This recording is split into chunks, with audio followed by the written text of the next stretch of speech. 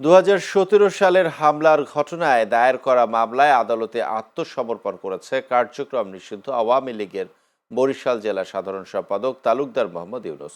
সোমবার দুপুরে বরিশালের অতিরিক্ত চিফ মেট্রোপলিটন আদালতে তিনি হাজির হলে আদালতের বিচারক এস এম শরীয়তুল্লাহ তার জামিন আবেদন মঞ্জুর করেন।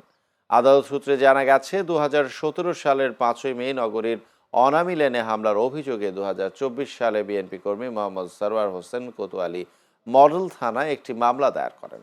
মামলায় বরিশাল সিটি কর্পোরেশনের সাবেক মেয়র ও কার্যক্রম নিষিদ্ধ আওয়ামী লীগের বরিশাল মহানগর সভাপতি সেরেনিয়াবাদ সাদিক আবদুল্লাহ, সাধারণ সম্পাদক এ কে এম জাহাঙ্গীর, জেলা সাধারণ সম্পাদক তালুকদার মোহাম্মদ ইউনূস সহ 210 জনকে আসামি করা হয়। আদালতে আত্মসমর্পণ করে জামিন আবেদন করলে আদালত তার জামিন মঞ্জুর করেন।